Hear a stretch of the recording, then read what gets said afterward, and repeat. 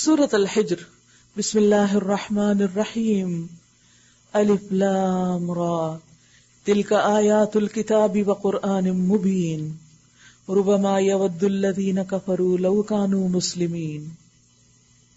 الف لام را، یہ آیات ہیں کتاب الہی اور قرآن مبین کی۔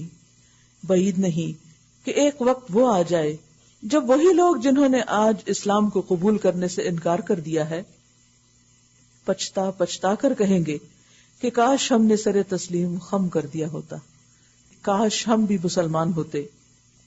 چھوڑو انہیں، کھائیں پیئیں، مزے کریں اور بھلاوے میں ڈالے رکھے ان کو جھوٹی امید، ان قریب انہیں معلوم ہو جائے گا۔ بات یہ ہے کہ آج انسان دنیا کی رنگینیوں میں کھو کر آخرت کو بھولا ہوا ہے، لیکن کل جب آخرت سامنے آ جائے گی تو اس وقت انسان پچھتائے گا اور تمنا کرے گا کہ کاش میں اللہ کا فرما بردار ہوتا، مسلم ہوتا۔ اور یہ واقعہ موت کے ساتھ ہی پیش آ جائے گا کہ انسان کو اپنی خطائیں جب نظر آئیں گی تو وہ سخت تلملائے گا۔ پھر جب جہنم کو دیکھیں گے یا جہنم میں چلے جائیں گے تو اس وقت رہ رہ کے ان کو یہی حسرتیں ہوں گی، ان کے اعمال بھی ان کے لیے حسرت بن کر سامنے آئیں گے، انتہائی پریشانی کے عالم میں ہوں گے، لیکن اس وقت کچھ فائدہ نہ ہوگا۔ اب یہاں ان کو ڈانٹ کر کہا جا رہا ہے کہ کھاؤ پیو، مزے کرو، کوئی ضرورت نہیں یہ سب کچھ سننے دیکھنے جاننے کی۔ عموماً کون سی چیزیں انسان کو اللہ کی طرف آنے سے روکتی ہیں؟ دنیا کے مزے۔ ان مزوں میں سب سے بڑا مزہ زبان کے ٹیسٹ کا، کہ انسان اپنے کھانے پینے اور زبان کے مزے میں اللہ کی حدود کو پامال کرتا ہے، اللہ کی نافرمانی کرتا ہے اور اس میں اتنا مشغول ہے۔ آپ جب کسی ایسے ریسٹورینٹ میں داخل ہوتے ہیں جہاں پر لوگ کھا پی رہے ہیں تو آپ نے دیکھا ہوگا کہ کس قدر ہما ہمی ہوتی ہے اور چمچے بج رہے ہوتے ہیں اور ایک سین ہوتا ہے اور کسی کو کسی کی ہوش نہیں، ہر کوئی اپنے کھانے میں خوش ہے، اپنے کھانے میں لگا ہوا، محو ہے، مگن ہے۔ اگر انسان اپنی زندگی کا یہی مقصد بنا لے کہ اس کو بس کھانا پینا ہے، مزہ کرنا ہے، آج اس کی ملاقات کو جا رہے ہیں، آج اس کی ملاقات کو جا رہے ہیں۔ عموماً آپ نے دیکھا ہوگا کہ لوگوں کی زندگی کی روٹین کیا ہوتی ہے۔ بچے ہیں تو پڑھ رہے ہیں، بڑے ہو کر جاب کرنی ہے، پھر جب جاب مل گئی شادی کرنی، شادی ہو گئی، اب مال کما رہے ہیں، گھر بنا رہے ہیں، اور پھر گھر بنا رہے ہیں تو کیا ہے، آج کسی کو انوائٹ کر رہے ہیں، کل کسی کے ہاں جا رہے ہیں، پھر تفریح، موج میلہ، اور بس زندگی ختم۔ اور جب ان کو کسی اعلیٰ مقصد کے لیے کچھ کرنے کو کہا جائے تو ان کے پاس وقت ہی نہیں، سوچ ہی نہیں، کیونکہ کوئی بھی چیز قربانی کے بغیر حاصل نہیں ہو سکتی۔ دنیا کے مزوں کے لیے لوگوں نے آخرت قربان کر رکھی، نمازوں میں تاخیر ہو، اللہ کی راہ میں خرچ کرنے کے لیے کچھ نہ ہو، لیکن دنیا کی رونقیں بحال کرنے کے لیے اور خاص طور پر اس سارے سین کو کریٹ کرنے کے لیے لوگوں نے اپنی آخرت کو داؤ پہ لگا رکھا ہے۔ تو اس کے بارے میں انسان جو بھی وقت ضائع کرے گا کل قیامت کے دن جا کے پچھتائے گا۔ فسوف یعلمون، اس کو پتہ چل جائے گا کہ وہ کس لیے بھیجا گیا تھا اور وہ کیا کرتا رہا۔ ہم نے اس سے پہلے جس بستی کو بھی ہلاک کیا اس کے لیے ایک خاص مہلت عمل لکھی جا چکی تھی، یعنی ہر ایک کا ایک ٹائم پیریڈ ہے۔ جس طرح انسان کی زندگی کا وقت لکھا جاتا ہے کہ بچہ جب ماں کے پیٹ میں تو اسی وقت لکھ دیا جاتا ہے کہ کتنے سال جیے گا، تو اسی طرح قوموں کے لیے بھی کہ کوئی بھی قوم کتنا عرصہ تک سروائیو کرے گی، کتنی مہلت عمل ہے اس کے پاس۔ نہ وہ اپنے وقت مقرر سے پہلے ہلاک ہو سکتی ہے، نہ اس کے بعد چھوٹ سکتی ہے۔ یہ لوگ کہتے ہیں اے وہ شخص جس پر ذکر نازل ہوا ہے تو یقیناً دیوانہ ہے، اگر تو سچا ہے تو ہمارے سامنے فرشتوں کو کیوں نہیں لے آتا؟ ہم فرشتوں کو یوں ہی نہیں اتار دیا کرتے، وہ جب اترتے ہیں تو حق کے ساتھ اترتے ہیں اور پھر لوگوں کو مہلت نہیں دی جاتی، یعنی فرشتے تو عذاب لے کر آتے ہیں۔ رہا یہ ذکر یعنی قرآن تو اس کو ہم نے نازل کیا ہے اور ہم خود اس کے نگہبان ہیں۔ انا نحن نزلنا الذکر وانا له لحافظون، اے محمد صلی اللہ علیہ وسلم، ہم تم سے پہلے بہت سی گزری ہوئی قوموں میں رسول بھیج چکے ہیں، کبھی ایسا نہیں ہوا کہ ان کے پاس کوئی رسول آیا ہو اور انہوں نے اس کا مذاق نہ اڑایا ہو۔ مجرمین کے دلوں میں تو ہم اس ذکر کو اسی طرح صلاح کی مانند گزارتے ہیں، یعنی ان کے لیے دل کی چبھن کا ذریعہ بن جاتی ہے، وہ اس پر ایمان نہیں لایا کرتے۔ قدیم سے اس قماش کے لوگوں کا یہی طریقہ چلا آ رہا ہے، اگر ہم ان پر آسمان کا کوئی دروازہ کھول دیتے اور وہ دن دہاڑے اس میں چڑھنے بھی لگتے، تب بھی وہ یہی کہتے کہ ہماری آنکھوں کو دھوکا ہو رہا ہے، بلکہ ہم پر تو جادو کر دیا گیا ہے۔ یہ ہماری کار فرمائی ہے کہ آسمان میں ہم نے بہت سے مضبوط قلعے بنائے، ان کو دیکھنے والوں کے لیے مزین کیا، یعنی روشن ستارے سیارے رکھے، اور ہر شیطان مردود سے ان کو محفوظ کر دیا۔ کوئی شیطان ان میں راہ نہیں پا سکتا الا یہ کہ کچھ سن گن لے، اور جب وہ سن گن لینے کی کوشش کرتا ہے تو ایک شعلہ روشن اس کا پیچھا کرتا ہے، یعنی فرشتوں کی باتیں جب وہ سننا چاہتے ہیں تاکہ آ کے کاہنوں کو غیب کی خبریں بتائیں۔ وَالْأَرْضَ مَدَدْنَاهَا، ہم نے زمین کو پھیلایا، اس میں پہاڑ جمائے، اس میں ہر نوع کی نباتات ٹھیک ٹھیک نپی تلی مقدار کے ساتھ اگائی، اور اس میں معیشت کے اسباب فراہم کیے، تمہارے لیے بھی اور ان بہت سی مخلوقات کے لیے بھی جن کے رازق تم نہیں ہو، ان سب کے سامان رزق ہم نے اس زمین میں رکھ دیے۔ کوئی چیز ایسی نہیں جس کے خزانے ہمارے پاس نہ ہو، اور جس چیز کو بھی ہم نازل کرتے ہیں ایک مقرر مقدار میں نازل کرتے ہیں، چاہے وہ بارش ہو، چاہے وہ رزق ہو، چاہے وہ انسانوں کو ملنے والی نعمتیں ہوں۔ اللہ کا اپنا ایک اندازہ ہے کس کو کتنا کیا کب ملنا چاہیے۔ بارآور ہواؤں کو ہم ہی بھیجتے ہیں، پھر آسمان سے پانی برساتے ہیں اور اس پانی سے تمہیں سیراب کرتے ہیں۔ اس دولت کے خزانہ دار تم نہیں ہو، یہ سب کنٹرول کس کے ہاتھ میں ہے؟ صرف اور صرف اللہ کے ہاتھ میں۔ زندگی اور موت ہم دیتے ہیں اور ہم ہی سب کے وارث ہونے والے ہیں۔ پہلے جو لوگ تم میں سے ہو گزرے ان کو بھی ہم نے دیکھ رکھا ہے، اور بعد کے آنے والے بھی ہماری نگاہ میں ہیں۔ یقیناً تمہارا رب ان سب کو اکٹھا کرے گا، وہ حکیم بھی ہے اور علیم بھی۔ ہم نے انسان کو سڑی ہوئی مٹی کے سوکھے گارے سے بنایا، اور اس سے پہلے جنوں کو ہم آگ کی لپٹ سے پیدا کر چکے، کیونکہ شیاطین بھی جنوں میں سے ہوتے ہیں۔ انسان کو جنوں کی تخلیق کا مادہ بتا دیا گیا کہ تمہارا واسطہ کس سے ہے؟ اس سے جو آگ سے بنا ہوا ہے۔ تو جو جس چیز سے بنا اس کے اندر وہ خصوصیت بھی تو ہوتی ہے، تو تم اس سے محتاط رہنا، کہیں تمہیں جلانے کا سبب نہ بن جائے۔ پھر یاد کرو اس موقع کو جب تمہارے رب نے فرشتوں سے کہا کہ میں سڑی ہوئی مٹی کے سوکھے گارے سے ایک بشر پیدا کر رہا ہوں، انسان۔ جب میں اسے پورا بنا چکوں، یعنی مکمل ہو جائے، اور اس میں اپنی روح سے کچھ پھونک دوں، تو تم سب اس کے آگے سجدے میں گر جانا۔ چنانچہ تمام فرشتوں نے سجدہ کیا سوائے ابلیس کے۔ اس نے سجدہ کرنے والوں کا ساتھ دینے سے انکار کر دیا، اس نے سجدہ نہیں کیا۔ رب نے پوچھا، اے ابلیس، تجھے کیا ہوا کہ تو نے سجدہ کرنے والوں کا ساتھ نہیں دیا؟ اس نے کہا، یہ میرا کام نہیں، میرا یہ کام نہیں کہ میں اس بشر کو سجدہ کروں جسے تو نے سڑی ہوئی مٹی کے سوکھے گارے سے پیدا کیا، یعنی اسے حقارت سے دیکھ رہا ہے۔ رب نے فرمایا، اچھا تو نکل جا یہاں سے، کیونکہ تو مردود ہے اور اب روز جزا تک تجھ پر لعنت ہے۔ اس نے عرض کیا، میرے رب یہ بات ہے تو پھر مجھے اس روز تک کے لیے مہلت دے جب کہ سب انسان دوبارہ اٹھائے جائیں گے۔ فرمایا، اچھا تجھے مہلت ہے اس دن تک جس کا وقت ہمیں معلوم ہے اور اللہ کے سوا کسی اور کو معلوم نہیں۔ وہ بولا، میرے رب جیسا تو نے مجھے بہکایا، حالانکہ اللہ نے تو سجدے کا حکم دیا تھا، لیکن اس کو وہ بہکانا کہہ رہا ہے، اسی طرح اب میں زمین میں ان کے لیے دل فریبیاں پیدا کر کے ان سب کو بہکا دوں گا۔ لَأُغْوِيَنَّهُمْ أَجْمَعِينَ، تو گویا شیطان ہر ایک کے پیچھے اور دن رات پیچھے، تاکہ انسان بہک جائیں، مقصد گم کر بیٹھے، ہدایت سے دور ہو جائیں، سوائے تیرے ان بندوں کے جنہیں تو نے ان میں سے خالص کر لیا ہو۔ خالص، جو چیز خالص ہوتی ہے نا وہ رنگ نہیں بدلتی۔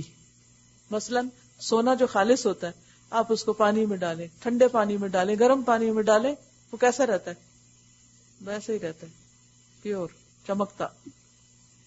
لیکن اس کے برعکس لوہا ہو یا پیتل ہو یا اور دھاتیں ہوں تو موسمی اثرات قبول کرتی ہیں، ہوا نمی کی وجہ سے ان کے رنگ بدل جاتے ہیں۔ مومن وہ ہر حال میں مومن ہوتا ہے. وہ یہ نہیں کہ گو ود the flow، چلو تم ادھر کو ہوا ہو جدھر کی. وہ زمین کے کسی بھی خطے پہ ہو، وہ اللہ کا بندہ بن کے رہتا ہے، وہ اللہ کے آگے جھکتا ہے، اللہ کی فرما برداری کرتا ہے. وہ لوگوں سے نہیں ڈرتا، وہ اللہ سے ڈرتا ہے. تو فرمایا کہ جو میرے خالص بندے ہیں وہ تیرے پھیر میں نہیں آئیں گے، ان کا رنگ نہیں بدلے گا، وہ خالص ہی رہیں گے. اس لیے اخلاص کی بہت قدر و قیمت ہے. اور ایمان جب سچا ایمان دل میں داخل ہو جاتا ہے تو وہ سارے کھوٹ باہر نکال دیتا ہے، اور اس کی وجہ سے پھر انسان اللہ کے راستے پر ثابت قدمی اختیار کرتا ہے. جیسے مثل کلمۃ طیبۃ کشجرۃ طیبۃ اصلها ثابت، اس کے قدم جمے رہتے ہیں. اگر آپ کھجور کے درخت کے دیکھیں نا، اس کے جڑیں ہیں وہ جیسے یہ بھی بنتی ہے نا 2 انگلی اس طرح ہوتی ہے زمین میں گڑی ہوئی، تو ان کو دیکھ کے بھی احساس ہوتا ہے کہ جیسے مومن کے 2 پاؤں ہوں زمین کے اندر جمے ہوئے، قرار ہے، استقرار ہے. تو بالکل اسی طرح جن لوگوں کے اندر سچا ایمان ہوتا ہے اور ان کے اندر قرار آ جاتا ہے اس ایمان کی وجہ سے، اور وہ مستقل مزاج ہو جاتے ہیں کہ دنیا ادھر سے ادھر ہو جائے، ہمارا یہی راستہ اور ہم نے اسی پہ قائم رہنا ہے، مشکلیں ہوں آسانی ہو، تو پھر ایسے لوگ شیطانی آندھیوں کے آگے جمے رہتے ہیں. الا عبادک منہم المخلصین، مخلص جسے کھوٹ سے پاک کر لیا گیا ہو. شیطان کو پہلے ہی پتا تھا یہ بندے میرے ہاتھ آنے والے نہیں، ان پہ میرا بس نہیں چلے گا. تو جب کبھی آپ شیطان کے اثر میں آ جائیں اور کوئی ایسی بات کر بیٹھیں جو شیطان کو خوش کرے اور اللہ کو ناراض کرے، تو سوچیں کہ کہاں کمی واقع ہوئی، اور آپ یہی دیکھیں گے کہ آپ کی اپنی نیت یا اپنے دل میں کوئی خرابی واقع ہوئی جس کی وجہ سے آپ کے قدموں میں لرزش آئی. آپ دیکھیں کہ انسان کب لڑکھڑا کے چلتا ہے؟ جب وہ کمزور ہوتا ہے، دل کمزور ہوتا ہے، سرکولیشن پور ہوتی ہے تو قدم بھی لڑکھڑانے لگتے ہیں. جب ایمان نہیں ہوتا تو پھر حق پہ قائم رہنا بھی مشکل ہوتا ہے. نیک عمل نہ کرنے اور گناہوں کی کثرت کی بھی بنیادی وجہ ایمان کی کمزوری. جب ایمان اور یقین پختہ ہوتا ہے تو پھر انسان ڈٹ جاتا ہے اس طریقے پر، اس طرز عمل پر. قال هذا صراط علی مستقیم، فرمایا یہ راستہ جو سیدھا مجھ تک پہنچتا ہے، بے شک جو میرے حقیقی بندے ہیں ان پر تیرا بس نہ چلے گا. تیرا بس تو صرف ان بہکے ہوئے لوگوں ہی پر چلے گا جو تیری پیروی کریں، اور ان سب کے لیے جہنم کی وعید ہے. لہا 7 ابواب، جہنم کے 7 دروازے ہیں. جنت کے 8 ہیں، جہنم کے 7 ہیں. لکل باب منہم جزء مقسوم، ہر دروازے کے لیے ان میں سے ایک حصہ مخصوص کر دیا گیا کہ کون شخص کس دروازے سے ہو کے جہنم میں جائے گا، اور وہ اس کے اپنے عمل کے مطابق ہوگا. مثلا بعض روایات میں آتا ہے کہ جو سب سے نچلا گڑا ہے، جیسے قرآن مجید میں بھی آتا ہے، حاویہ وہ منافقین کے لیے، اس کے بعد جہیم ہے مشرکین کے لیے، پھر سقر ہے، پھر سعیر ہے، پھر حطمہ ہے. حطمہ خاص طور پر ان کے لیے جو کیا کرتے ہیں، غیبت، طعنہ زنی، یعنی بد اخلاقی کا شکار ہوتے ہیں. پھر اسی طرح لظا، پھر جہنم، یعنی سب سے اوپر والا حصہ جو ہے وہ جہنم ہے، جس میں عام گناہ گار جائیں گے. جو صاحب ایمان غلط کام کریں گے، مثلا کبیرہ گناہ کرنے والے، تو ان کو وہاں پہلے بھیجا جائے گا سزا بھگت کے، پھر وہاں سے نکلیں گے. لہا 7 ابواب، 7 دروازے، ہر دروازے کے لیے لوگوں کے نام لکھے ہوئے ہیں، بالکل کلاسیفیکیشن ہو چکی، کون کہاں سے انٹر ہوگا. بخلاف اس کے متقی لوگ باغوں اور چشموں میں ہوں گے، اور ان سے کہا جائے گا کہ داخل ہو جاؤ ان میں سلامتی کے ساتھ، بے خوف و خطر، کوئی ڈر نہیں، کوئی خطرہ نہیں. ان کے دلوں میں جو تھوڑی بہت کھوٹ کپٹ ہوگی اسے ہم نکال دیں گے، یعنی بالکل صاف ستھرے ہو کر جنت میں پہنچیں گے، بظاہر بھی دھلے ہوئے اور اندر سے بھی دھلے ہوئے. وہ آپس میں بھائی بھائی بن کر آمنے سامنے تختوں پر بیٹھیں گے، انتہائی محبت کرنے والے آپس میں. انہیں وہاں کسی مشقت سے پالا نہیں پڑے گا، نہ کوئی محنت، اور نہ وہ وہاں سے نکالے جائیں گے. دنیا کے گھروں میں یہ ساری مشکلات ہیں. مثلاً وہاں تھکاوٹ بھی ہے اور وہاں سے نکلنے کا خوف بھی ہوتا ہے. لیکن اہل جنت سے کہہ دیا جائے گا اب تم یہاں ہمیشہ تندرست رہو گے، کبھی بیمار نہ پڑو گے، کیونکہ تندرستی ہو تو انسان نعمتوں کو انجوائے کر سکتا ہے. بیمار شخص کے سامنے بڑی سے بڑی نعمت کیا ہوتی؟ اسے اپنی جان کی مصیبت پڑی ہوتی ہے، اس کو کوئی چیز نظر نہیں آ رہی ہوتی. اب تم ہمیشہ زندہ رہو گے، کبھی موت نہ آئے گی تم کو. موت کا دھڑکا دنیا میں ہر وقت لگا رہتا ہے انسان کو. اور اب تم ہمیشہ جوان رہو گے، کبھی بڑھاپا نہ آئے گا. ہر جوان یہ سوچ کر بھی کہ ہم بھی کبھی بوڑھے ہو جائیں گے پریشان ہوتا ہے. اب تم ہمیشہ مقیم رہو گے، کبھی تمہیں یہاں سے کوچ کرنے کی ضرورت نہ ہوگی، یہاں سے نہیں نکالے جاؤ گے. یہ ہے جنت. نبئ عبادی انی انا الغفور الرحیم، میرے بندوں کو خبر دے دو کہ میں بہت درگزر کرنے والا اور رحیم ہوں، مگر اس کے ساتھ میرا عذاب بھی نہایت دردناک عذاب ہے. وَأَنَّ عَذَابِي هُوَ الْعَذَابُ الْأَلِيمُ وَنَبِّئْهُمْ عَنْ ضَيْفِ إِبْرَاهِيمَ، اور انہیں ذرا ابراہیم کے مہمانوں کا قصہ سناؤ.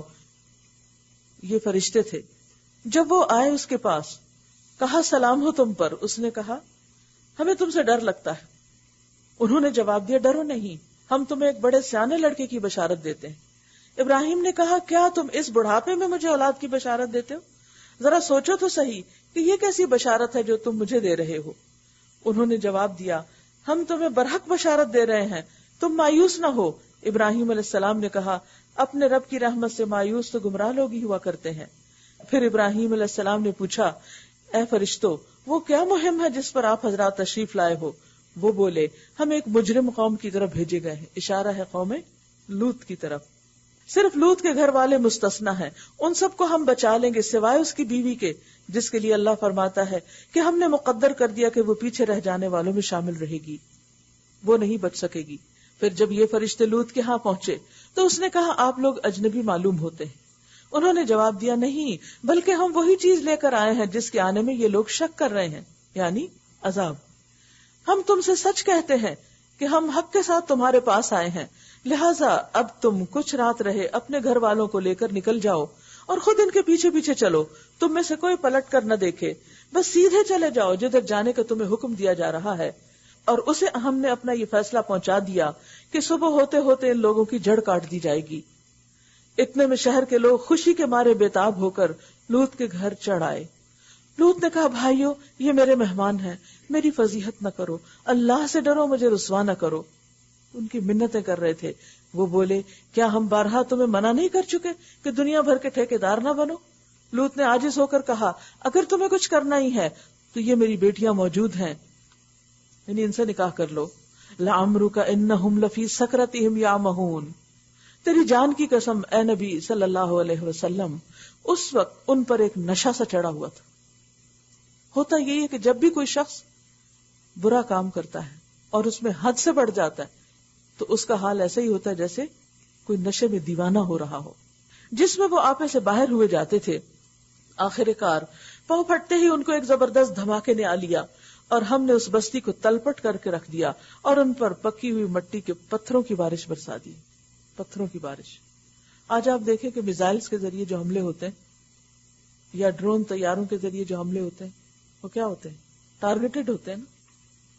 پہلے سے ہی کمپیوٹر پہ پلان کر لیتے ہیں کہ کس کی رینج کیا ہے، کون کہاں تک جا سکتا ہے. تو وہ بعض اوقات دور مار میزائل نہیں جو آپ نے سنا ہوگا کبھی، کہ دور سے پھر اپنے نشانے کو ٹارگٹ کر لیتے ہیں بجائے اس کے کہ خود وہاں کھڑا ہو کے کوئی کچھ چلائے. پہلے زمانے میں تو آمنے سامنے کھڑے ہو کے تلواریں چلائی جاتی تھی اور جب تک کسی کے قریب نہ جو تلوار ماری بھی نہیں جا سکتی تھی، اور مارنے میں کتنا اندیشہ تھا کہ فوراً مارنے والا بھی زد میں آ جائے. لیکن اب کیا ہوتا ہے، میزائلز ہیں، مخصوص لیبارٹریز میں بیٹھ کے کمپیوٹر کے ذریعے وہ اپنے ٹارگٹ کو نشانہ بناتے رہتے ہیں. یہ سب کچھ تو ہزاروں سال پہلے دنیا میں اللہ سبحانہ تعالیٰ نے کر کے دکھا دیا کہ ایک ایک پتھر پہ نام لکھا تھا اور جس کو لگنا تھا وہ خود اس تک پہنچ گیا اس کا پیچھا کر کے. آپ سوچیں مثلا کوئی چیز آ رہی ہوتی ہے نا آپ کی طرف، آپ فوراً دائیں بائیں ہو جاتے اور بچ جاتے ہیں. سوچئے کوئی چیز آپ کی طرف آ رہی ہو پوری شدت سے اور آپ بچنا چاہ رہے ہو، آپ کے پیچھے بھاگے اور آپ ہی کو ہٹ کرے تو کتنی سخت سزا تھی یہ. اور ہم نے اس بستی کو تلپٹ کر کے رکھ دیا اور ان پر پکی ہوئی مٹی کے پتھروں کی بارش برسا دی. اس واقعے میں بڑی نشانیاں ان لوگوں کے لیے جو صاحب فراست ہیں. اور وہ علاقہ جہاں یہ واقعہ پیش آیا تھا گزرگاہ عام پر واقع ہے، یعنی حجاز سے شام اور عراق سے مصر جاتے ہوئے یہ تباہ شدہ علاقہ راستے میں پڑتا ہے. عموماً قافلوں کے لوگ وہاں آثار دیکھتے ہیں. ان فی ذلک لآیۃ للمؤمنین، اس میں سامان عبرت ہے ان لوگوں کے لیے جو صاحب ایمان ہیں.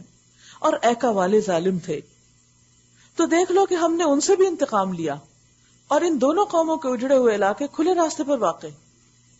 دیکھیے کہ اللہ تعالیٰ بار بار بتاتے ہیں ان سے بھی ہم نے انتقام لیا، اس کو بھی سزا دی، اس کو بھی برباد کیا. کیوں ہی یہ بربادیاں؟ لوگوں کی نافرمانی اور گناہوں کی وجہ سے. آج پھر لوگ کیوں نہیں ڈرتے اللہ کی نافرمانی کرتے ہوئے کہ وہ عذاب جو کل آیا وہ آج بھی کسی پہ آ سکتا ہے. ہجر کے لوگ بھی رسولوں کی تکذیب کر چکے ہیں، ہجر کے لوگوں نے بھی نہیں مانا. ہم نے اپنی آیات ان کے پاس بھیجی. ہجر جو ہے یہ قوم سمود کا مرکزی شہر تھا. یہاں قوم سمود کا واقعہ بیان ہوگا. ہم نے اپنی نشانیاں ان کو دکھائیں مگر وہ سب کو نظر انداز ہی کرتے رہے. وہ پہاڑ تراش تراش کر مکان بناتے تھے اور اپنی جگہ بالکل بے خوف اور مطمئن تھے. آخرکار ایک زبردست دھماکے نے ان کو صبح ہوتے ہی آ لیا اور ان کی کمائی ان کے کچھ کام نہ آ سکی. ہم نے زمین اور آسمان اور ان کی سب موجودات کو حق کے سوا کسی اور بنیاد پر پیدا نہیں کیا. زمین اور آسمان سب کچھ کو پیدا کیا مقصد کے ساتھ، بیکار نہیں.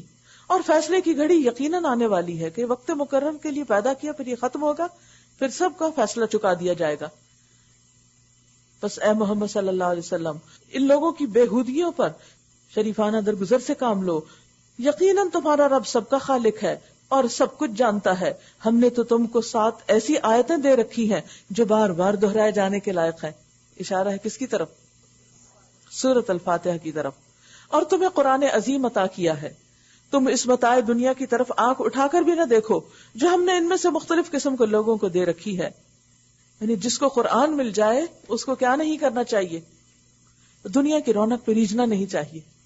بعض اوقات ایسا ہوتا ہے نا کہ آپ قرآن پڑھنے پڑھانے میں لگ جاتے ہیں اور آپ کے پاس دنیا کمانے کا زیادہ وقت نہیں بچتا، لہٰذا آپ اپنے لیے دنیا کی وہ رونق سمیٹ بھی نہیں سکتے. نہ آپ کے گھروں میں بہت خوبصورت ڈیکوریشن پیس ہے، نہ بہت اچھا فرنیچر ہے، نہ کراکری. بس آپ گزارا کر رہے ہیں اور جو بچت ہوتی ہے اس کو فی سبیل اللہ خرچ کر رہے ہیں. تو پھر بعضوں کے شیطان ذہن میں کیا ڈالتا ہے؟ تمہیں قرآن پڑھ کر کیا ملا؟ تمہاری لائف تو مزریبل ہو گئی. تو یہاں پر یہ کہا جا رہا ہے کہ آپ ان کی طرف نگاہ اٹھا کے بھی نہ دیکھیں جن کو دنیا کی طرح طرح کی نعمتیں ملی ہوئی، کیونکہ سورۃ یونس میں آ چکا ہوا خیر مما یجمعون. یہ قرآن ہر اس چیز سے بہتر ہے جسے لوگ سمیٹ رہے ہیں. اس لیے صاحب قرآن کو کبھی بھی دنیا کی رونق دیکھ کر غمگین نہیں ہونا چاہیے کہ اے کاش ہمارے پاس بھی یہ سب کچھ ہوتا. تم اس متاع دنیا کی طرف آنکھ اٹھا کے بھی نہ دیکھو جو ہم نے ان میں سے مختلف طرح کے لوگوں کو دے رکھی. آپ دیکھیے کہ بعض اوقات ہم خریدتے نہیں لیکن کیا کرتے ہیں؟ بازار جا کے دیکھتے رہتے ہیں. کیوں؟ خوش ہوتے ہیں دل بہلانے کو، اور شاید پھر کبھی سے خرید بھی نہیں، اور پھر خرید کے لے آتے پھر استعمال بھی کوئی نہیں ہوتی. کیونکہ بہت ساری چیزیں اگر آپ اپنے گھر میں دیکھیں تو ہارڈلی کبھی استعمال ہوگی. اس میں ہم سب کے لیے ایک بہت بڑا میسج ہے کہ اللہ نے سورۃ فاتحہ ہم کو عطا کیا. آپ کو پتا ہے کہ وہ فرشتہ پہلے کبھی نہیں اترا تھا جو سورۃ فاتحہ لے کر آیا تھا، اور آسمان کا دروازہ کس طرح کھلا اور کتنے اہتمام ہوئے اس کے اترنے کے ساتھ. تو جس کو سورۃ الفاتحہ اور قرآن مل جائے اس کے لیے باقی ہر چیز حقیر ہے. تم اس متاع دنیا کی طرف آنکھ اٹھا کر نہ دیکھو جو ہم نے ان میں سے مختلف قسم کے لوگوں کو دے رکھی ہے، اور نہ ان کے حال پر اپنا دل کڑھاؤ. انہیں چھوڑ کر ایمان لانے والوں کی طرف جھک جاؤ اور نہ ماننے والوں سے کہہ دو کہ میں تو صاف صاف تنبیہ کرنے والا ہوں. یہ اسی طرح کی ایک تنبیہ ہے جیسی ہم نے ان تفرقہ پردازوں کی طرف بھیجی جنہوں نے اپنے قرآن کو ٹکڑے ٹکڑے کر ڈالا. اس کا مطلب نہیں تھا کہ جلد کھول کے سپارہ سپارہ الگ بائنڈ کرا لیا. مطلب یہ تھا کہ قرآن کے حصے بنا لیے، ایک حصہ وہ کہ جس کو ہم جگہ جگہ کوٹ کر کے اپنی مذہبیت کا اظہار کریں، اور دوسرا ٹوٹلی اگنورڈ. تو یہاں پر یہ بتایا جا رہا ہے کہ تم یعنی کوئی بھی قوم جب ایسا کرے تو اس سے بھی اللہ تعالی ناراض ہوتا ہے. کیا کرے کہ اپنے قرآن کو حصوں بکھروں میں بانٹ لے. یعنی دوسرا معنی کیا کہ جو مرضی کی بات ہو اس پر عمل کر لے اور جو نہیں اس کو چھوڑ دے. اس کا یہ مطلب نہیں کہ اگر کسی وجہ سے قرآن مجید کی 3 جلدیں بنانی پڑے تو آپ اس لیے نہ بنائیں کہ وہ 3 جلدیں الاؤڈ نہیں کیونکہ ٹکڑے ٹکڑے ہو رہے ہیں. اس سے مراد کچھ اور ہے. الذین جعلوا القرآن عضین، جنہوں نے اپنے قرآن کو ٹکڑے ٹکڑے کر ڈالا. تو قسم ہے تیرے رب کی، ہم ضرور ان سب سے پوچھیں گے کہ تم کیا کرتے رہے ہو. اب دیکھیں مسلمانوں کے اندر بھی بعض اوقات پارے پڑھنے کا رواج ہوتا ہے. کوئی بات کہیں کمپلیٹ ہو یا نہ ہو، کیا کرتے بس ادھر ہی چھوڑ دیتے. بس اے نبی صلی اللہ علیہ وسلم، جس چیز کا تمہیں حکم دیا جا رہا ہے اسے ہاں کے پکارے کہہ دو، اور شرک کرنے والوں کی ذرا پرواہ نہ کرو.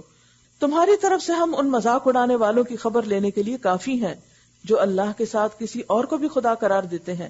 ان قریب انہیں معلوم ہو جائے گا. ہمیں معلوم ہے کہ جو باتیں یہ لوگ تم پر بناتے ہیں ان سے تمہارے دل کو سخت کوفت ہوتی ہے. آپ انسان بھی تھے نا، انسانی جذبات رکھتے تھے، اور جب لوگ باتیں بناتے تو آپ کو تکلیف ہوتی. اس کا علاج کیا بتایا اللہ تعالیٰ نے؟ اپنے رب کی حمد کے ساتھ اس کی تسبیح کرو. فسبح بحمد ربک، اور اس کی جناب میں سجدہ بجا لاؤ. یعنی نماز کا وقت ہے تو نماز، ورنہ نوافل. اور کب تک؟ وَعْبُدْ رَبَّكَ، اور اپنے رب کی عبادت کرو. حَتَّى يَأْتِيَكَ الْيَقِينُ، یہاں تک کہ تمہارے پاس وہ گھڑی آ جائے جس کا آنا یقینی ہے، یعنی وفات. تو بات یہ ہے کہ اس میں ہم سب کے لیے بہت بڑا سبق ہے. جو لوگ بھی دین کا کام کرنے نکلیں انہیں مشکلات تو پیش آئیں گی. جب کوئی مشکل پیش آئے اور اپنے اندر ایک ہلچل مچ جائے، بے چینی ہو جائے، آپ لوگوں کی باتوں سے ڈسٹرب ہو جائیں، تو علاج کیا ہے؟ کیا کریں؟ تسبیح کریں، کثرت سے تسبیح. سورۃ النحل. بسم اللہ الرحمن الرحیم. اتی امر اللہ فلا تستعجلوا سبحانہ وتعالی عما یشرکون.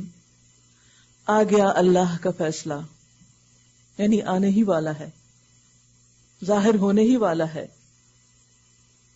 کون سا فیصلہ؟ نبی صلی اللہ علیہ وسلم کی ہجرت کا فیصلہ، کیونکہ یہ مکی صورت ہے. فلا تستعجلوا، اب اس کے لیے جلدی نہ مچاؤ، مشکل وقت ختم ہونے ہی والا ہے. پاک ہے وہ اور بالا و برتر ہے اس شرک سے جو یہ لوگ کر رہے ہیں. یعنی آپ کی کوششوں کے باوجود بھی اگر یہ شرک سے باز نہیں آتے تو اللہ تعالیٰ کو اس کا کوئی نقصان نہیں، یہ اپنا ہی نقصان کرنے والے ہیں. کیونکہ پیغمبر جب کسی قوم سے چلا جاتا ہے تو اس کے بعد اس کی قوم کی شامت آ جاتی. یہی وجہ ہے کہ پھر ان پر ایک شدید قحط بھی مسلط ہوا تھا، تاکہ شاید اب یہ لوگ عاجزی سے کام لیں. وہ اس روح کو یعنی وحی کو اپنے جس بندے پر چاہتا ہے اپنے حکم سے ملائکہ کے ذریعے نازل فرما دیتا ہے، اس ہدایت کے ساتھ کہ لوگوں کو آگاہ کر دو. کس بات پر؟ میرے سوا کوئی تمہارا معبود نہیں، انہ لا الہ الا انا فاتقون، لہذا تم مجھی سے ڈرو، کیونکہ وہ سب سے بڑا ہے، اسی نے پیدا کیا، اسی کی طرف واپسی ہے، لہذا اسی کے ڈر سے سب کام کرنے چاہیے، اسی کا تقوی اختیار کرنا چاہیے. اس نے آسمان اور زمین کو برحق پیدا کیا، وہ بہت بالا و برتر ہے اس شرک سے جو یہ لوگ کرتے ہیں. اس نے انسان کو ایک ذرا سی بوند سے پیدا کیا. انسان کی اصلیت بتائی جا رہی ہے کہ کیا چیز تھا وہ، اور دیکھتے دیکھتے سریحن میں ایک جھگڑالو ہستی بن گیا، خدا کا مقابلہ کرنے لگا. اس نے جانور پیدا کیے جن میں تمہارے لیے پوشاک بھی ہے اور خوراک بھی. دیکھو تو صحیح اس کے کارنامے، دیکھو تو صحیح اس کی قدرت کی نشانیاں، اور طرح طرح کے دوسرے فائدے بھی. یعنی جانوروں کا گوشت، دودھ اور ان کی کھال تو ہے ہی، لیکن ان سے بعض اوقات کھیتی باڑی کا کام بھی لیا جاتا ہے، اور اس کے علاوہ بھی کئی چیزیں جو انسان کو آہستہ آہستہ معلوم ہو رہی ہیں. ان میں تمہارے لیے جمال یعنی خوبصورتی ہے، کیا حسین منظر ہوتا ہے. جب صبح تم انہیں چرنے کے لیے بھیجتے ہو. بھیڑ بکریاں جب دور دور تک سرسبز میدانوں میں پھیل جاتی ہیں تو یہ لگتا ہے جیسے موتی بکھر گئے. عجیب منظر اور حسن ہوتا ہے. اور جب کہ شام انہیں واپس لاتے ہو, سورج کے غروب ہونے کا منظر اپنی خوبصورتی پیش کرتا ہے, اور پیٹ بھرے خوش خوش لوٹنے والے جانور عجب حسن پیدا کرتے ہیں اس ساری فضا کے اندر. وہ تمہارے لیے بوجھ ڈھو کر ایسے ایسے مقامات تک لے جاتے ہیں جہاں تم سخت جاں فشانی کے بغیر نہیں پہنچ سکتے. تمہارے خادم بھی ہیں, خدمت گزار, تمہارا بوجھ بانٹتے ہیں. اللہ چاہتا تو تمہیں وہ بنا دیتا اور وہ تمہاری جگہ ہوتے, لیکن اللہ نے تمہارے لیے ان کو پیدا کیا. وہ تو کام میں لگے ہوئے ہیں اور تم انکار میں لگے ہوئے ہو. حقیقت یہ ہے کہ تمہارا رب بڑا ہی شفیق اور مہربان ہے. اس نے گھوڑے اور خچر اور گدھے پیدا کیے تاکہ تم ان پر سوار ہو اور وہ تمہاری زندگی کی رونق بنے. یعنی گھوڑے صرف سواری کے لیے نہیں بلکہ سٹیٹس سمبل بھی ہیں. وہ اور بہت سی چیزیں تمہارے فائدے کے لیے پیدا کرتا ہے جن کا تمہیں علم تک نہیں. کتنا عظیم ہے ہمارا رب کہ ہمارے علم کے بغیر ہمیں فائدہ پہنچاتا رہتا ہے.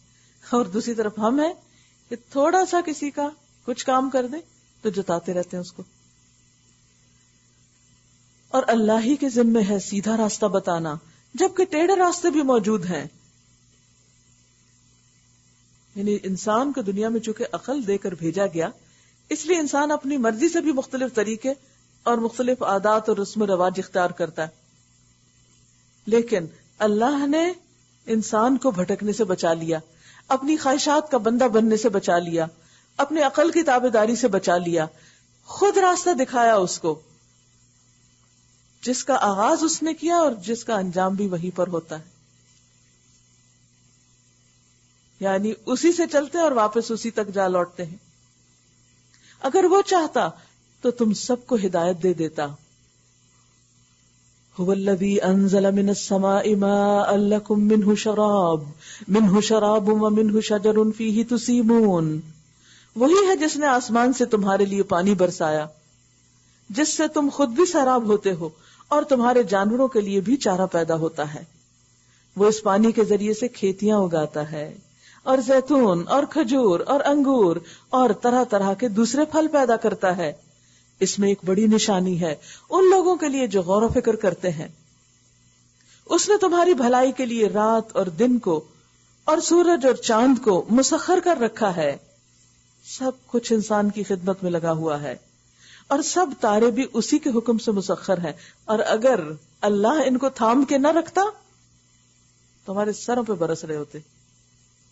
آپ کو معلوم ہے نا کہ کس قدر شہاب ثاقب گرتے ہیں اور کس طرح وہ اوپر فضا میں ہی جل کے ختم ہو جاتے ہیں. اور اگر اللہ تعالیٰ یہ پروٹیکٹیو لیئرز نہ بناتا تو وہ سیدھے نیچے آ کے گرتے. تو وہ کنٹرول میں ہے اللہ کے, وہاں کام بھی کر رہے ہیں, مقصد بھی پورا ہو رہا ہے اور تمہارے لیے خوبصورتی کا ذریعہ بھی ہے اور تمہیں ان کے شر سے بچایا بھی گیا ہے. تو کیا پھر بھی شکر گزار نہ ہوگے؟ اس میں بہت نشانیاں ان لوگوں کے لیے جو غور و فکر سے کام لیں, جو عقل سے کام لیں. اور یہ جو بہت سی رنگ برنگ کی چیزیں اس نے تمہارے لیے زمین میں پیدا کر رکھی ہیں, ان میں بھی ضرور نشانی ہے. یعنی کریشن کے جو کلرز ہیں ان لوگوں کے لیے جو سبق حاصل کرنے والے, چاہے وہ مچھلیوں کے رنگ ہو, چاہے وہ پرندوں کے ہوں, چاہے وہ پھولوں کے ہوں, چاہے وہ سبزیوں کے ہوں, چاہے وہ کھیتوں کے ہوں, چاہے وہ آسمان کے رنگ ہوں, ہر طرف رنگ بکھرے ہوئے. یہ سب کچھ انسان کی توجہ کے لیے, غور و فکر کے لیے. اور آپ دیکھیے ان سب رنگوں کو کتنا مناسب طور پر ان کے جو کمبینیشن ہے بنائے گئے.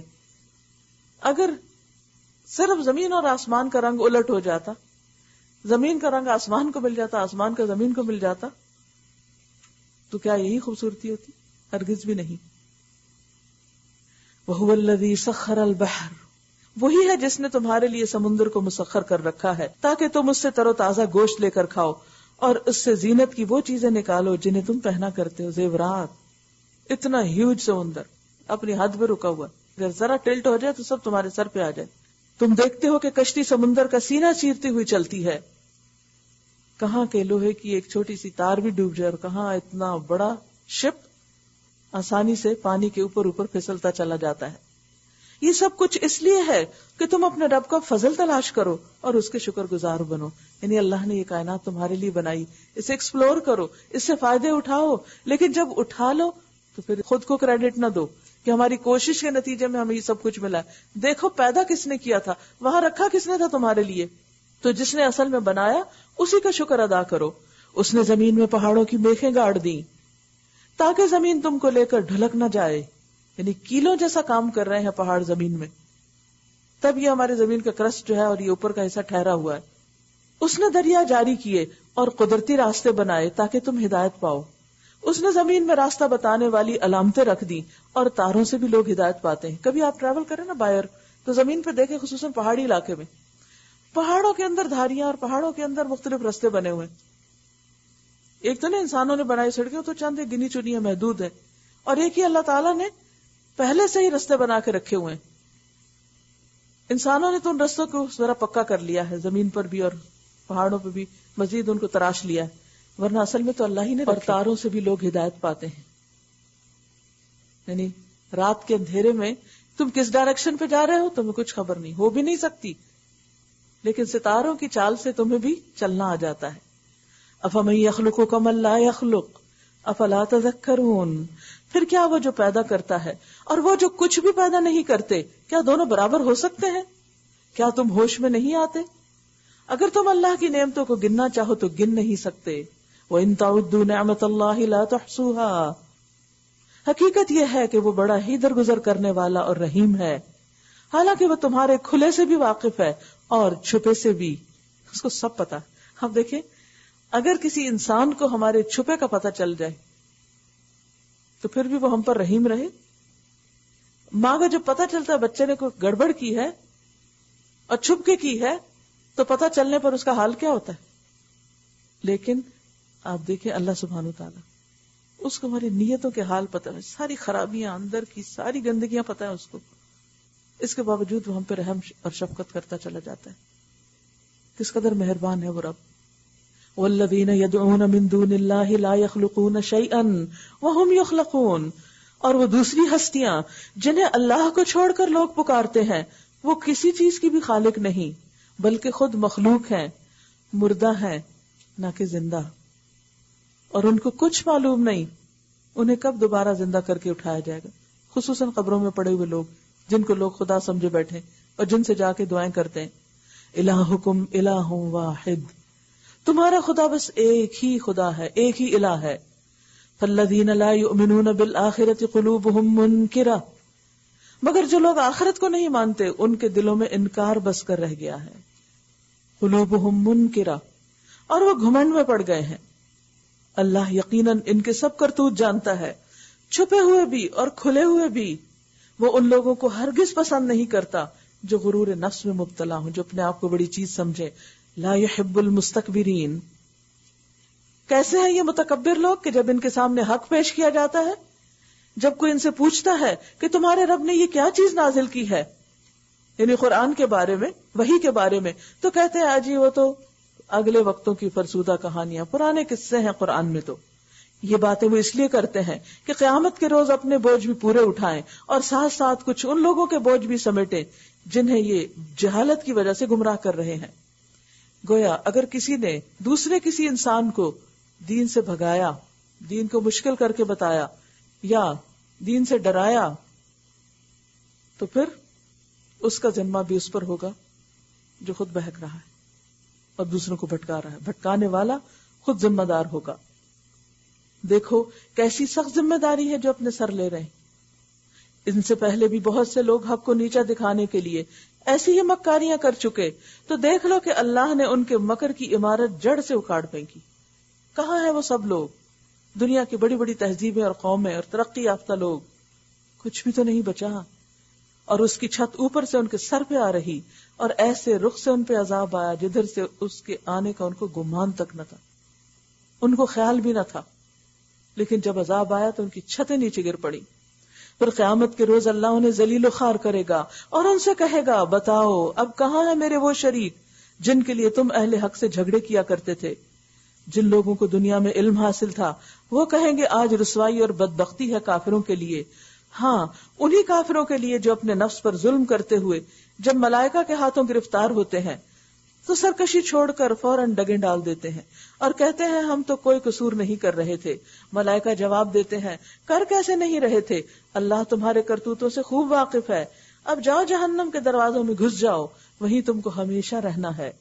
بس حقیقت یہ ہے کہ بڑا ہی برا ٹھکانہ ہے متکبروں کے لیے. ان آیات میں بھی اب دیکھیں کہ موت کے وقت جب فرشتے آتے ہیں تو متکبر سے متکبر لوگ بڑی عاجزی دکھاتے ہیں, مسکین بن جاتے ہیں اور اپنے غلط کاموں کا انکار کرنے لگتے ہیں. ما کننا نعمل من سوء, ہم کوئی برا کام نہیں کر رہے تھے, ہم تو سب اچھا کر رہے تھے.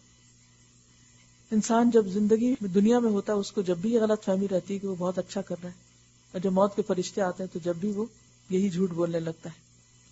ویسے تو تکبر خود ایک جھوٹ ہے, انسان خود کو جو سمجھتا وہ ہے نہیں, سوچ کا جھوٹ, دھوکا. وَقِيلَ لِلَّذِينَ اتَّقَوْا مَاذَا أَنزَلَ رَبُّكُمْ, دوسری طرف جب تقوی والوں سے پوچھا جاتا ہے کہ یہ کیا چیز ہے جو تمہارے رب کی طرف سے نازل ہوئی, یہ کیا قرآن ہے جو تم پڑھتے ہو, تو جن کے دلوں میں تقوی ہوتا ہے ان کا جواب کیا ہوتا ہے؟ قالوا خیرا, خیرا, وہ جواب دیتے ہیں بہترین چیز, بہترین چیز اللہ نے اتاری ہے, قرآن سے بڑھ کر تو کچھ اچھا ہے ہی نہیں. اس طرح کے نیکوکار لوگوں کے لیے اس دنیا میں بھی بھلائی ہے اور آخرت کا گھر تو ضرور ہی ان کے حق میں بہتر ہے. بڑا اچھا گھر ہے متقیوں کا, دائمی قیام کی جنتیں جن میں وہ داخل ہوں گے, نیچے نہریں بہ رہی ہوں گی اور سب کچھ وہاں ان کی عین خواہش کے مطابق ہوگا, جیسے جس کی چوائس ہوگی. دنیا میں تو لمٹس ہوتی, آپ اپنی مرضی کا گھر بنانا چاہتے ہیں, سٹی کاؤنسل آپ کو بنانا نہیں دینے تھی. آپ اپنی مرضی سے رنگ لگانا چاہتے ہیں, اس کے لیے بھی ریسٹرکشن. نقشہ اپنی مرضی سے بعض اوقات نہیں بنا سکتے, اور پھر آپ دیکھیں کہ مرضی کا بن بھی جاتا ہے تو کچھ دن کے بعد اپنی غلطیاں نظر آنے لگتی کہ یہ ٹھیک نہیں بنایا. لیکن وہاں جس وقت جیسے چاہیں تبدیلی بھی ہو سکتی. کذالک یجزی اللہ المتقین, اللہ متقی لوگوں کو یہی جزا دیتا ہے, تقوی والوں کے لیے جزا ہے. ان متقیوں کو الذین تتوفاہم الملائکہ, جن کی روحیں فرشتے قبض کرتے ہیں تو وہ اس حال میں ہوتے کہ طیبین, پاک صاف ہوتے ہیں. مومن روح پاک جسم میں رہنا چاہتی, اس کی سوچیں پاک ہوتی, اس کی گفتگو پاک ہوتی, اس کے عمل میں پاکیزگی ہوتی. تو مومن کے پاس جب فرشتے حاضر ہوتے ہیں تو اس کا جسم, اس کا لباس, اس کی چیزیں پاکیزہ ہوتی. مومن کس طرح پاکیزہ رہتا ہے؟ دیکھیں 5 نمازیں جو پڑھنی, آپ ناپاک رہ ہی نہیں سکتے. اب ناپاک ہوتے فوراً آپ کو فکر لگ جاتی کہ میرا لباس ٹھیک ہونا چاہیے, میرا جسم پاک ہونا چاہیے. تو جو اسی روٹین میں رہے گا تو 2 نمازوں کے بیچ میں ہی کسی وقت آئیں گے نا فرشتے, تو پھر ان کو پاکیزہ ہی پائیں گے, صاف ستھرا ہی پائیں گے. یقولون سلام علیکم, آ کر سلام کریں گے, السلام علیکم, ادخلوا الجنہ, جنت میں چلو, جنت میں داخل ہو جاؤ, بما کنتم تعملون, بوجہ اس کے جو تم عمل کرتے رہے ہو, اپنے اعمال کی وجہ سے. اب جو یہ لوگ انتظار کر رہے ہیں, یعنی باقی لوگ جو نہیں مانتے, تو اس کے سوا اب اور کیا باقی رہ گیا ہے کہ ملائکہ ہی آ پہنچے یا تیرے رب کا فیصلہ صادر ہو جائے. اس طرح کی ڈٹائی ان سے پہلے بہت سے لوگ کر چکے ہیں. پھر جو کچھ ان کے ساتھ ہوا وہ ان پر اللہ کا ظلم نہ تھا بلکہ ان کا اپنا ظلم تھا جو انہوں نے خود اپنے اوپر کیا. ان کے کرتوتوں کی خرابیاں آخرکار ان کی دامن گیر ہو گئیں, اور وہی چیز ان پر مسلط ہو کر رہی جس کا وہ مذاق اڑایا کرتے تھے. یہ مشرکین کہتے ہیں اگر اللہ چاہتا تو نہ ہم اور نہ ہمارے باپ دادا اس کے سوا کسی اور کی عبادت کرتے, اور نہ اس کے حکم کے بغیر کسی چیز کو حرام ٹھہراتے. ایسے ہی بہانے ان سے پہلے کے لوگ بھی بناتے رہے ہیں. تو کیا رسولوں پر صاف صاف بات پہنچا دینے کے سوا اور بھی کوئی ذمہ داری ہے؟ ہم نے ہر امت میں ایک رسول بھیج دیا اور اس کے ذریعے سب کو خبردار کیا کہ اللہ کی بندگی کرو اور طاغوت کی بندگی سے بچو. وَاجْتَنِبُوا الطَّاغُوتَ, شیطان کے پھندے میں نہ آنا. اس کے بعد ان میں سے کسی کو اللہ نے ہدایت بخشی اور کسی پر گمراہی مسلط ہو گئی. پھر ذرا زمین میں چل پھر کر دیکھ لو کہ جھٹلانے والوں کا کیا انجام ہو چکا ہے. اے محمد صلی اللہ علیہ وسلم, تم چاہے ان کی ہدایت کے لیے کتنے ہی حریص ہو مگر اللہ جس کو بھٹکا دیتا ہے پھر اسے ہدایت نہیں دیا کرتا، اور اس طرح کے لوگوں کی مدد کوئی نہیں کر سکتا. ایسے لوگوں کے لیے بس دعا ہی کر سکتے ہیں کہ اللہ ان کے دل کھول دے اور ان کو ہدایت مل جائے. یہ لوگ اللہ کے نام کی کڑی کڑی قسمیں کھا کر کہتے ہیں کہ اللہ کسی مرنے والے کو پھر سے زندہ کر کے نہ اٹھائے گا. یعنی اتنا یقین ہے ان کو اس بات کا. اٹھائے گا کیوں نہیں؟ یہ تو ایک وعدہ ہے جسے پورا کرنا اس نے اپنے اوپر واجب کر لیا ہے، مگر اکثر لوگ جانتے نہیں. بہت سے لوگ یہ نہیں جانتے کہ واپسی، دوبارہ جی اٹھنا یقینی بات ہے، لازم ہے. کیوں اللہ دوبارہ اٹھانا چاہتا ہے، دوبارہ پیدا کرنا چاہتا ہے؟ کہ اللہ ان کے سامنے اس حقیقت کو کھول دے جس کے بارے میں یہ اختلاف کر رہے ہیں، اور منکرین حق کو معلوم ہو جائے کہ وہ جھوٹے تھے. رہا اس کا امکان تو ہمیں کسی چیز کو وجود میں لانے کے لیے اس سے زیادہ کچھ نہیں کرنا ہوتا کہ اسے حکم دیں. کیا حکم؟ کہ ہو جا، کن فیکون، تو وہ ہو جاتی ہے. والذین ہاجروا فی اللہ من بعد ما ظلموا، جو لوگ ظلم سہنے کے بعد اللہ کی خاطر ہجرت کر گئے ہیں ان کو ہم دنیا ہی میں اچھا ٹھکانہ دیں گے، اور آخرت کا اجر تو بہت بڑا ہے. کاش وہ جان لیں، کاش جان لیں وہ مظلوم جنہوں نے صبر کیا اور جو اپنے رب کے بھروسے پر کام کر رہے ہیں. اے محمد صلی اللہ علیہ وسلم، ہم نے تم سے پہلے بھی جب کبھی رسول بھیجے، آدمی ہی بھیجے، مرد ہی آئے جن کی طرف ہم اپنے پیغامات وحی کیا کرتے تھے. فاسألوا اہل الذکر ان کنتم لا تعلمون، اہل ذکر سے پوچھ لو اگر تم لوگ خود نہیں جانتے. اہل ذکر سے مراد یہاں علماء اہل کتاب ہے. پچھلے رسولوں کو بھی ہم نے روشن نشانیاں اور کتابیں دے کر بھیجا تھا، اور اب یہ ذکر تم پر نازل کیا ہے تاکہ تم لوگوں کے سامنے اس تعلیم کی تشریح اور توضیح یعنی وضاحت کرتے جاؤ جو ان کے لیے اتاری گئی تھی. مراد اس سے کیا ہے کہ قرآن پاک جو کچھ لے کر آیا ہے اس پر عمل نبی صلی اللہ علیہ وسلم نے کر کے دکھایا، اور اپنے عمل سے اور اپنے قول سے اس کی تفسیر اور تشریح کی. مثلا قرآن کہتا ہے کہ وہ یقیمون الصلاۃ، نماز قائم کرتے ہیں، لیکن ہم اپنی عقل سے کیسے اس گتھی کو سلجھا سکتے ہیں کہ نماز قائم کرنا کیا ہوتا ہے؟ کیا کسی ڈکشنری میں دیکھیں گے؟ ہمارے ایک پروفیسر تھے، انہوں نے ان کے آگے پروفیسر تھے اے جے آربری، جنہوں نے قرآن پاک کا ٹرانسلیشن بھی کیا، تو کیمبرج میں کام کرتے تھے سب. تو کہتے ہیں کہ میں ایک دن لائبریری میں کام کر رہا تھا تو میں نے دیکھا کہ میرے پروفیسر بہت دیر سے کچھ ڈھونڈ رہے ہیں اور سمجھ نہیں آ رہی ان کو. تو میں نے ان سے پوچھا کہ میں آپ کی کو مدد کر سکتا ہوں؟ تو انہوں نے کہا کہ میں وضو کا طریقہ معلوم کر رہا ہوں، وہ ڈھونڈ رہا ہوں کہ کیسے ہوتا ہے. تو وہ انہوں نے انہیں اشارے سے کر کے بتا دیا، تو بات ختم. اب آپ دیکھیے کہ اگر ہمیں یہ ذمہ داری دے دی جاتی کہ یہ قرآن تو ہے، حدیث کوئی نہیں، تفصیل کوئی نہیں، تشریح کوئی نہیں، عملی مثال کوئی نہیں، اور تم جاؤ اور خود ڈکشنریوں سے پڑھ کے کتابیں ڈھونڈ کے اس کے اوپر عمل کر لو، تو دیکھیے دنیا کا نقشہ کیا ہوتا. ایک ہی مسجد کے اندر لوگ کیا کیا کر رہے ہوتے اگر ہر ایک اپنی خواہش اور اپنی عقل اور اپنی مرضی سے کام کر رہا ہوتا. کوئی ادھر قبلہ بنا لیتا، کوئی ادھر بنا لیتا، کوئی ادھر منہ کر کے کھڑا، کس قدر ہڑبونگ ہوتا. تو اللہ سبحانہ تعالیٰ نے ہم پر بہت بڑا احسان کیا. لقد من اللہ علی المؤمنین اذ بعث فیہم رسولا من انفسہم یتلو علیہم آیاتہ، وہ اللہ کی کتاب کو پڑھ کے بھی سناتا ہے، ویزکیہم، تزکیہ بھی کرتا ہے، ویعلمہم الکتاب، اور ان کو کتاب کی تعلیم دیتا ہے. تو تعلیم دینے میں نظری اور عملی دونوں طرح کی ہوتی ہے. والحکمہ، اور حکمت کی بھی تعلیم دیتا ہے، اور وہ تعلیم زبان سے نہیں بلکہ زیادہ تر عمل سے دی گئی. وَأَنزَلْنَا إِلَيْكَ الذِّكْرَ لِتُبَيِّنَ لِلنَّاسِ، رسول کے بھیجنے کا مقصد بھی یہی ہے کہ وہ وضاحت کرے. لیکن کتنی آسانی سے لوگ کہتے ہیں قرآن کو تو مانتے، حدیث کو نہیں مانتے. کتنی لا علمی اور جہالت کی بات ہے. قرآن یاد دہانی کے لیے، عمل کے لیے ہے. عمل کرو گے کیسے؟ دنیا میں تو کوئی سائنس سبجیکٹ لیبارٹری کے بغیر سمجھا نہیں جا سکتا.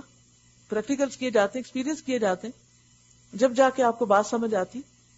تو یہ تو پوری زندگی کا ایک مینول ہے، یہ اس کو کیسے سمجھ لیں گے بغیر اس کے؟ اس کے لیے تو لازماً معلم چاہیے.